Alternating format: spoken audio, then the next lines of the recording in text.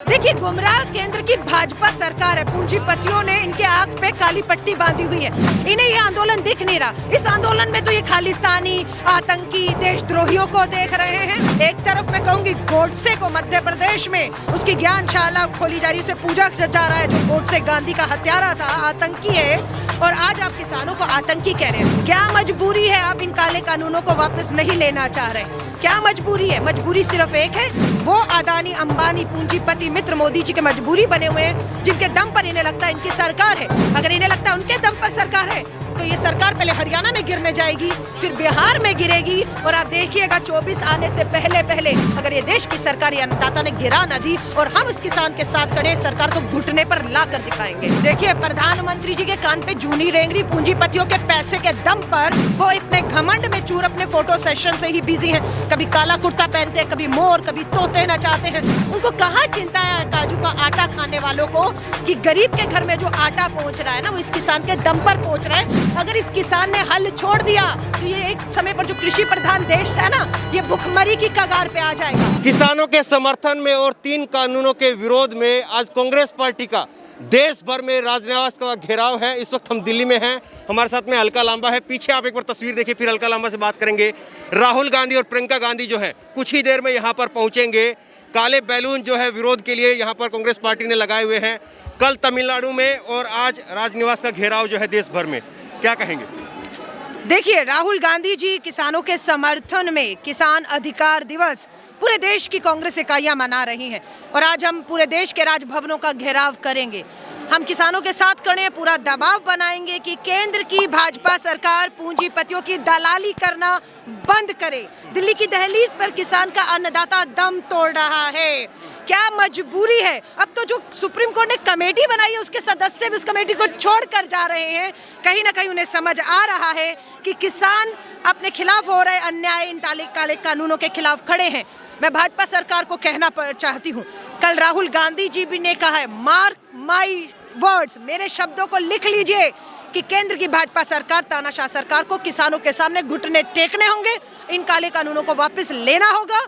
और कांग्रेस एक बार नहीं, शुरुआत अगर की थी तो हमारे नेता राहुल गांधी जी ने पंजाब जाकर इन काले कानूनों का विरोध किया था। हमारी हर विधानसभा, चाहे वो राजस्थान हो, छत्तीसगढ़ हो, पंजाब हो, पौंडीचेरी हो, हमारी सरकारों ने विधानसभा में इन काले कानूनों के खिलाफ प्रस्ताव लाकर उन्हें रद्द करने के लिए केंद्र को भेजा है अपने राज्यपालों के माध्यम से।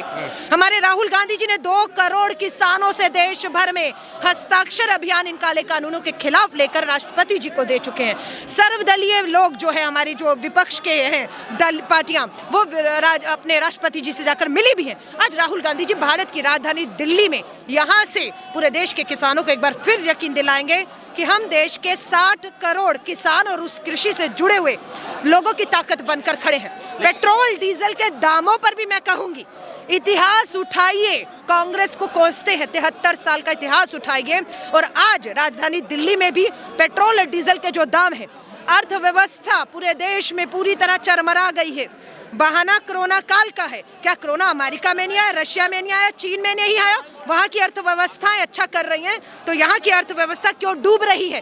क्योंकि प्रधानमंत्री जी को मात्र अपने पूंजीपति मित्रों की चिंता है, उनकी जेब भरने की चिंता है। और सब जानते हैं, जब देश में बेरोजगारी है, अर्थव्यवस्था डूब रही है, ये पूंजीपति मित्र आपस में अदानी अंबानी का कंपटीशन है कि सबसे ज्यादा एक दिन की कमाई कौन कर रहा है। यही मोदी जी की तरफ से आरोप बार बार आपके ऊपर लगाया जाता है कि तमाम मुद्दे लेकर के कांग्रेस विरोध कर नहीं पा रही थी। अब किसानों के कंधे पर बंदूक रख करके कांग्रेस जो है इनका इस्तेमाल कर रही है। किसान पीछे हटना भी चाह रहे, किसान समझ भी रहे हैं, लेकिन कांग्रेस के दबाव में नहीं हट पा रहे हैं। देखिए, गुमराह केंद्र की भाजपा सरकार है। पूंजीपतियों ने इनके आंख पे काली पट्टी बांधी हुई है। इन्हें ये आंदोलन दिख नहीं रहा। इस आंदोलन में तो ये खालिस्तानी, आतंकी, देशद्रोहियों को देख रहे हैं। सुप्रीम कोर्ट में लिखित में दिया है कि ये खालिस्तानी घुस गए, ये उनका आंदोलन, उनके द्वारा फंडेड आंदोलन है। आज भी बैठक हो रही है ना, कृषि मंत्री से पूछना चाहूंगी, किससे मीटिंग कर रहे हैं? नोवी मीटिंग है, आपको भी पता वो फेल होने वाली है, क्योंकि आपकी मंशा, आपकी नीयत साफ नहीं है। लेकिन आप आरोप लगाएंगे ये खालिस्तानी है, ये आतंकी है। एक तरफ मैं कहूंगी गोडसे को मध्य प्रदेश में उसकी ज्ञानशाला खोली जा रही है, उसे पूजा जा रहा है। जो गोडसे गांधी का हत्यारा था, आतंकी है, और आज आप किसानों को आतंकी कह रहे हैं। सूचना का अधिकार कानून कांग्रेस लेकर आई थी, उसे आरटीआई में जब पूछा गया कि केंद्र सरकार इन काले कानूनों को लाने से पहले कब कितनी बार कौन से किसान संगठनों से मीटिंग हुई, इसके मिनट जारी करे। सूचना अधिकार कानून में सरकार जवाब देती है, हमारे पास कोई रिकॉर्ड नहीं है।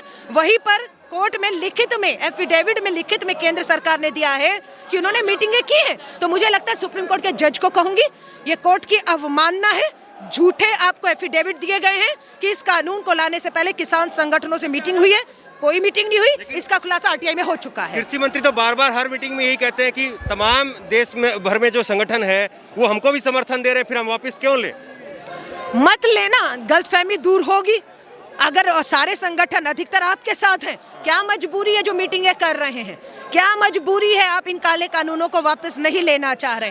क्या मजबूरी है? मजबूरी सिर्फ एक है, वो अदानी अंबानी पूंजीपति मित्र मोदी जी के मजबूरी बने हुए हैं, जिनके दम पर इन्हें लगता है इनकी सरकार है। अगर इन्हें लगता है उनके दम पर सरकार है तो ये सरकार पहले हरियाणा में गिरने जाएगी, फिर बिहार में गिरेगी, और आप देखिएगा 24 आने से पहले अगर ये देश की सरकार या अन्नदाता ने गिरा न दी और हम उस किसान के साथ खड़े, सरकार को घुटने पर ला कर दिखाएंगे। लेकिन 24 बहुत दूर है, आप अभी से 24 का जिक्र कर रहे हैं। देखिए, सरकार अगर देश विरोधी, किसान विरोधी, युवा बेरोजगार है, महंगाई से जनता त्रस्त है, ऐसे काम करेगी तो जाना इसका तय है। जाना आप बीच में ही मोदी जी को हटा देंगे? नहीं, हम कौन होते हैं लाने वाले? ना हम लाए थे, हमारा तो वोट भी नहीं गया था, क्योंकि हम इनकी मंशाओं को साफ जानते थे। हम तो गांधीवादी थे, हमने कभी गोडसेवादियों को वोट नहीं दे सकते। लेकिन जिन्होंने वोट देकर सत्ता में बैठाया है, उनकी भी गलतफहमियां आज दूर हो रही हैं। जिनकी सरकार हरियाणा में बनाई, वो किसान को समझ आ रहा है, वो समझ आ रहा है। आपको लग रहा है कि जिस तरह से देश भर में विरोध हो रहा है, लेकिन उसके बावजूद जो है सरकार स्पष्ट कर रही है, बार बार प्रधानमंत्री जी ने, अभी उन्होंने बंद कर दिया बोलना, लेकिन पहले वो बार बार बोलते रहे, तो आपको लग रहा है कि कुछ असर होगा? देखिए, प्रधानमंत्री जी के कान पे जूनी रेंगरी पूंजीपतियों के पैसे के दम पर वो अपने घमंड में चूर अपने फोटो सेशन से ही बिजी हैं। कभी काला कुर्ता पहनते हैं, कभी मोर, कभी तोते नचाते हैं। उनको कहाँ चिंता है काजू का आटा खाने वालों को, कि गरीब के घर में जो आटा पहुंच रहा है ना, वो इस किसान के दम पर पहुंच रहा है।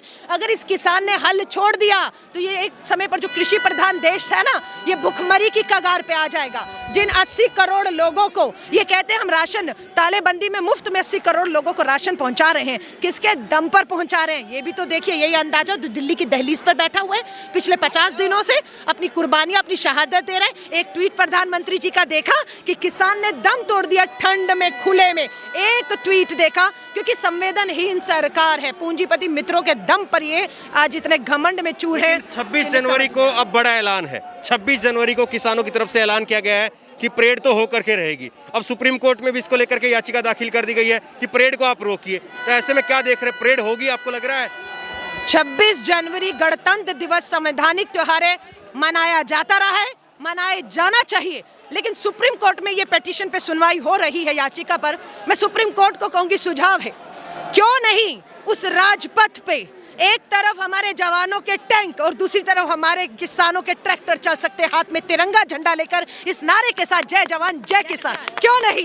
ये होना चाहिए, ये आधिकारिक रूप से होना चाहिए। प्रधानमंत्री जी को कहना चाहिए, एक तरफ हमारे जवान टैंक लेकर चलेंगे तो दूसरी तरफ हमारी उसी राजपथ के ऊपर हमारे किसान अपने ट्रैक्टर लेकर, हाथों में किसान का झंडा, देश का झंडा लेकर चलेंगे। ये प्रधानमंत्री जी को आगे आकर कहना चाहिए। लेकिन प्रधानमंत्री जी इन्हें आतंकी समझते, इन्हें खालिस्तानी समझते हैं, ये हम होने नहीं देंगे। लेकिन बार बार ये भी तो कहा जा रहा है ना कि ऐसे तो परेड थोड़ी ना होती है, पहले उसके लिए तैयारी करनी पड़ती है। ऐसे तो आप लोग जो है किसानों को भड़का करके अराजकता फैलाना चाहते हैं। जो कैपिटल हिल अमेरिका में हुआ, वही आप दिल्ली में दोहराना चाहते हैं। देखिए, अमेरिका की हिंदुस्तान से तुलना मत करिए। हिंदुस्तान सबसे पुराना, सबसे बड़ा लोकतांत्रिक देश है। यहाँ पर वो नहीं होगा जो अमेरिका में हुआ है। ये डर अगर था तो निर्भया में राष्ट्रपति भवन तक आंदोलनकारी पहुंच चुके थे, लेकिन कांग्रेस ने उन्हें आतंकी, देशद्रोही, खालिस्तानी नहीं कहा था। अन्ना आंदोलन, भ्रष्टाचार के खिलाफ देश में आंदोलन हुआ, हमने कभी आरोप नहीं लगाए। आज इस आंदोलन से ये डर गए, ये बौखला गए हैं, इसलिए इस तरह के आरोप लगा रहे हैं। ये किसान है, ये कोई उंगली पकड़कर चलता हुआ बच्चा नहीं है जिसे कोई भी चला लेगा। ये देश का पेट पालते हैं, ये देश को चला रहे हैं। तो इनकी जो गुमराह है, गलतफहमियां, लिखित में कह रही हूँ, लिखित में हरियाणा की सरकार इनकी हम नहीं गिरा रहे, हमारे समर्थन से तो है भी नहीं, जिनके समर्थन से है उन पे दबाव है किसानों का कि समर्थन वापस लीजिए और पहली विकेट हरियाणा में गिरेगी, लिख लीजिएगा। हरियाणा में तो मुख्यमंत्री सभा तक नहीं कर पाए, पंचायत नहीं कर पाए, उसमें कहा जा रहा है कि कांग्रेस के समर्थक थे, उन्होंने हेलीकॉप्टर नहीं उतरने दिया। तो अब आप कह दीजिए हरियाणा भी गुमराह हो गया है। उन्होंने कह दिया है कि इतने गांव में हम इनकी एंट्री नहीं होने देंगे, इनके नेताओं की सभाएं नहीं होने देंगे।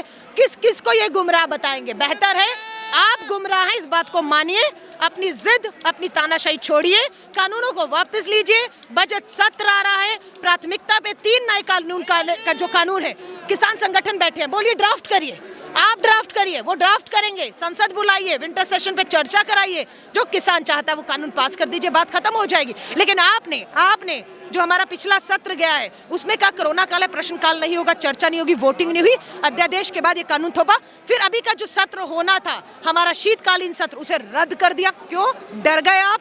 आज जो अब सत्र होना है बजट सत्र, उसमें भी आपके पास पूरी गुंजाइश है कि आप इन तीनों कानूनों को रद्द करते हुए किसानों को कहीं अपना ड्राफ्ट किया हुआ कानून लाए, हम वो पास करेंगे, हम सरकार के। लेकिन अब एक नया नैरेटिव गढ़ा जा रहा है। अब ये कहा जा रहा है कि जिस तरह से पहले कांग्रेस इनको यहाँ तक तो ले आई, अब इनको पीछे नहीं जाने दे रहा, लेकिन अब तो सुप्रीम कोर्ट ने रोक लगा दी है, कमेटी बना दी है, कमेटी बना करके किसान उसके पास में जाएं और मसले को जो है सुलझाएं, तब तक कानून रोक लग रही है। फिर आपको दिक्कत क्या है? ये तो फिर विरोध के नाम पर विरोध है। देखिए, जो किसान कह रहे हैं ना, हम वो कह रहे हैं, हम अपनी तरफ से कुछ नहीं कह रहे। किसानों ने कहा हम सुप्रीम कोर्ट नहीं गए, कानून पार्लियामेंट से बना है, पार्लियामेंट से वापस लिया जाएगा और नया कानून जो किसानों के मुताबिक है वो आएगा। सुप्रीम कोर्ट का इसमें कोई रोल है ही नहीं है। सुप्रीम कोर्ट ने 4 सदस्यीय लोगों की कमेटी बना दी, एक श्रीमान जी हैं, कमेटी खुद छोड़ के चले गए हैं। अब इसमें हमारा कोई लेन देन है? और जो बाकी 3 सदस्य बचे हैं, कांग्रेस के रणदीप सुरजेवाला जी ने उनकी पूरी प्रोफाइल उनके द्वारा इस कानून के हित में लिखे गए आर्टिकल्स सामने रख दिए हैं। आप समझ रहे हैं? अब प्रियंका गांधी जी आ चुकी हैं, जो राहुल गांधी जी को ढूंढ रहे थे, उन्हें भी आज दिखा दीजिएगा कि कांग्रेस खत्म नहीं हुई। अरविंद केजरीवाल जिस उसमें थे भ्रम में, उन्हें कई कदमों की दूरी में आइए, कांग्रेस भी जिंदा है, राहुल गांधी जी भी आज खड़े हैं, केजरीवाल घर में छुपे हुए हैं, मोदी के साथ मिलकर इस काले कानूनों का गुपचुप समर्थन नहीं करने देंगे दिल्ली। शीर्ष नेतृत्व राहुल गांधी, प्रियंका गांधी के नेतृत्व में कांग्रेस कार्यकर्ता जो है वो आज सड़कों पर हैं, राजनिवास का घेराव हो रहा है और अलका लांबा अभी हमारे साथ में थी। लगातार कांग्रेस यही कह रही है कि किसान कानून जब तक सरकार वापस नहीं लेगी तब तक किसानों के साथ में कांग्रेस डट करके खड़ी रहेगी और इसी तरह से उसका संघर्ष किसानों के साथ में जारी रहेगा। इस खबर को लेकर के, इस वीडियो को लेकर के आपकी जो भी राय हो नीचे कमेंट बॉक्स में अपनी राय जरूर दें। उसी तरह की तमाम खबरों के लिए ऑनलाइन न्यूज़ इंडिया को सब्सक्राइब करें। धन्यवाद। इस खबर को अभी लाइक करें, शेयर करें, अभी चैनल को सब्सक्राइब करें और घंटी जरूर दबाएं।